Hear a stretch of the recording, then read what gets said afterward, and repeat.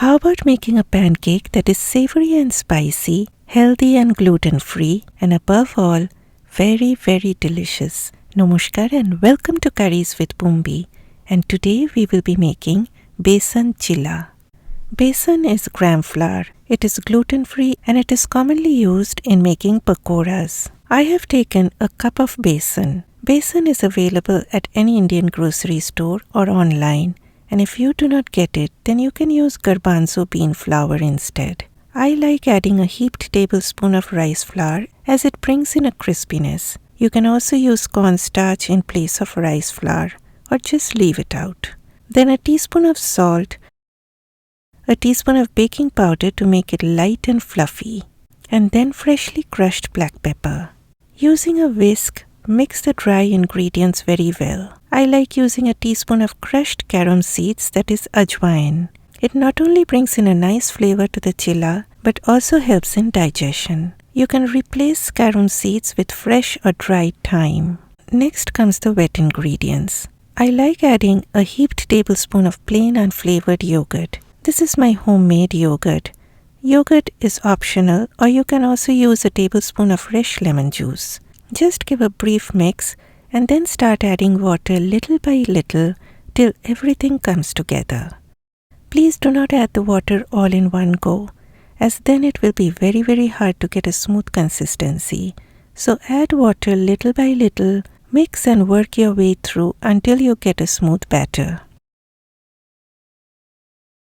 And for me, a whisk acts like my magic wandy because it gets rid of all those lumps so easily. The batter should not be too thick. It should be of pouring consistency, but not too thin. It should be able to coat the back of your spoon, and if you run your finger on it, the batter should be able to stay on either side of the line. If your batter is too thin, then add more gram flour. If it is too thick, add more water. As simple as that. Though I used half a cup of water, but please do not stick to that proportion, as you may need more water or maybe less. Then the veggies go in. I like using finely chopped onions, green bell pepper, chopped tomato. Remember to discard the seeds of the tomato or else the batter will become too watery. I had fresh red chillies, so I am using it. You can use green chillies as well, or you may leave it out if you do not like the chili heat. And then any herb of your choice, and my choice is coriander leaves. I also added half a teaspoon of turmeric powder to get that vibrant yellow color. You can use any veggies of your choice. I sometimes add curry powder or coarsely crushed coriander and cumin seeds. Add any seasonings of your choice. Mix everything very well and start making the pancakes immediately after mixing the batter, as the veggies will start releasing the water and your batter will start getting liquidy if you leave it for too long. Okay, I am using a cast iron pan. If you are a beginner, I would highly suggest using a non-stick pan. Since I am using a cast iron pan, I like doing these initial steps. My pan is screaming hot. I add just a teaspoon of oil, brush the oil around, lower the heat to medium, then add few drops of water leading to a blast of smoke. Then with a paper towel, wipe around, and now we are good to go and my pan has become like a non-stick. But you do not need to repeat these steps anymore when you proceed with the recipe. Do all these steps only if you are using a cast iron skillet or a pan. If you are using a non-stick pan, just heat your pan very well before adding the batter. Add 2 ladlefuls of batter.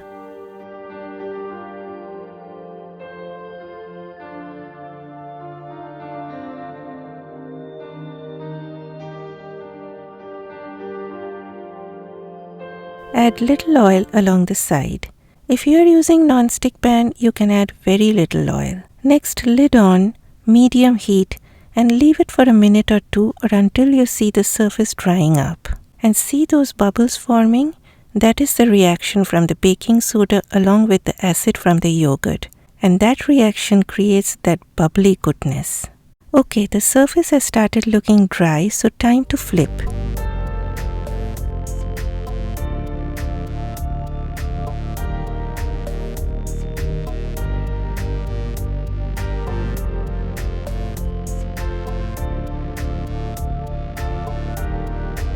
You can add a little more oil to make it crispy, but it is not necessary at all. You can make this with very little oil as well. So our first pancake is done.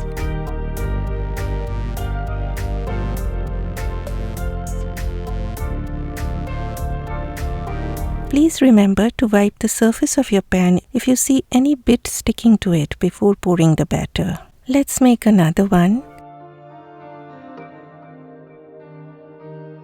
These taste good both when hot or at room temperature. You can also take this in your lunchbox. You can have it for breakfast, lunch, dinner, snacks, anytime. You can have it as is or with a chutney. I will be showing you a chutney recipe that goes very well with this.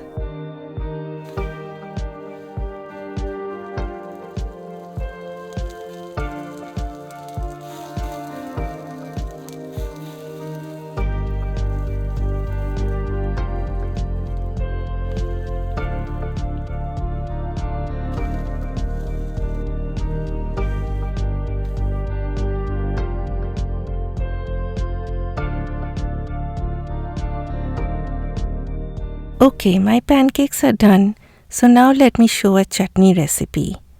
Pan on medium heat, add 2 teaspoons of oil. I like using garlic with the skin on for chutneys. Wash the garlic very well, wipe them with a paper towel and use it. Then a dry red chilli, and I am using dry Kashmiri red chilli. You can use any dry red chilli or just leave it out. Then 2 tablespoons of toasted sesame seeds go in. Now my friends, you can use untoasted white sesame seeds as well. But in that case, fry them on low heat till they turn light brown in color. You can also use peanuts if you do not like the flavor of sesame seeds. If using toasted sesame seeds, you just need to stir them for a few seconds on low heat. Then add 2 medium to large tomatoes along with salt and fry on medium heat till the tomatoes just start getting little soft. I like adding a heaped teaspoon of sugar, but that is totally optional. I love that combination of sweet, sour and spiciness of this chutney. Now allow this to cool down completely before blending it. Once it has cooled down, transfer everything to a blender along with 4 tablespoons of water and blend to a smooth paste. Add more water if you see your blender blades are not moving that well or has made a coarse paste.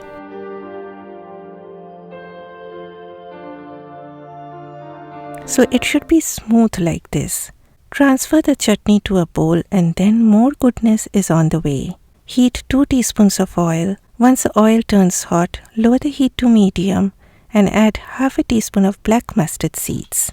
Then splutter to release all that flavor, and finally pour this aromatic mustardy goodness on the chutney. It has this little sour note from the tomatoes, that spicy kick from the dry red chili, a subtle touch of sweetness and that smoky hint from the black mustard seeds. And the chillas are soft and delicious and you are going to love it.